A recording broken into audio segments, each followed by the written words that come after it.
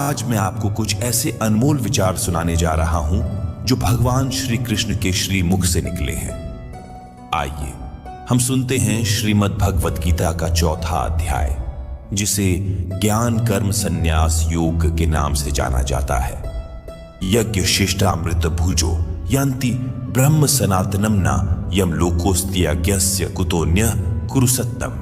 कृष्ण यह बताते हैं कि हे कुरुश्रेष्ठ अर्जुन, यज्ञ से बचे हुए अमृत का अनुभव करने वाले योगी जन सनातन पर ब्रह्म परमात्मा को प्राप्त होते हैं।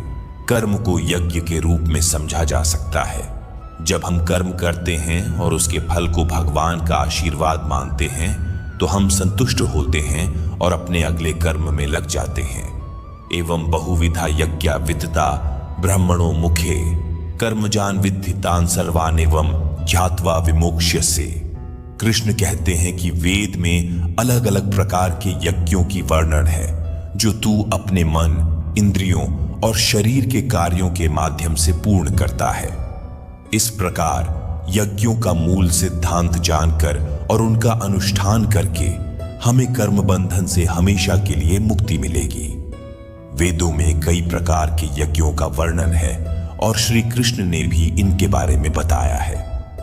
उन्होंने अपने शिष्यों को इंद्रियों को नियंत्रित करने, देवताओं को अर्पित करने, प्राणायाम करने जैसे यज्ञों की विविध विधाओं का संदेश दिया है। ये सभी यज्ञ हमें सच्चे मन से करने पर इस जन्म और मृत्यु के चक्कर से हमेशा के लिए मुक्ति प्राप्त करने में सहायक हो सकते हैं। श्रेयान् द्रव्यमयाद् यज्ञात् ज्ञान यज्ञ परंतप सर्वम कर्माखिलम पार्थ ज्ञाने परिसमाप्यते। ज्ञान यज्ञ होता है।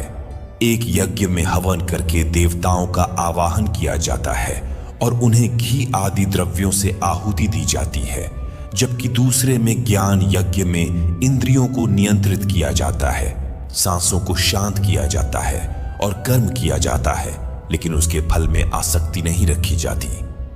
ज्ञान यज्ञ द्रव्य यज्ञों से अधिक महत्वपूर्ण होता है।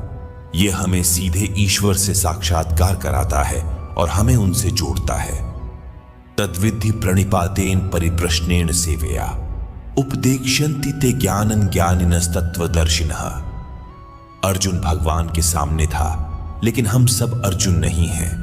अगर हमें ज्ञान समझने में कठिनाई हो रही है तो हम तत्वदर्शी ज्ञानी महापुरुष के पास जा सकते हैं, जिनसे हमें इस ज्ञान को प्राप्त करने की कोशिश करनी चाहिए।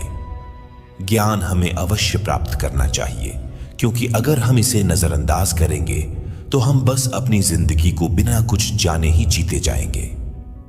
यज्ञात्वा न पुनर्मोहमेवं यास्यसि पांडव येन भूतान्य शेषेण द्रक्ष्यस्यात्मन्यथो मयि। हम सभी अपने काम करते हैं, पैसा कमाते हैं, अपने परिवार का पालन पोषण करते हैं और इसी प्रकार के चक्कर में अपने जीवन को बिताते हैं। लेकिन क्यों करते हैं हम ये सब? इसकी जरूरत है क्योंकि हम अपने अज्ञान से इस संसार में आए हैं। लेकिन जब हमारे पास थोड़ा सा ज्ञान होता है तो हमें यह प्रश्नों का उत्तर चाहिए। हमें तत्वदर्शी ज्ञानी व्यक्तियों के पास जाकर इसे समझने की कोशिश करनी चाहिए। तभी हम मुख्य ज्ञान प्राप्त करेंगे और भगवान की इस दुनिया को समझेंगे।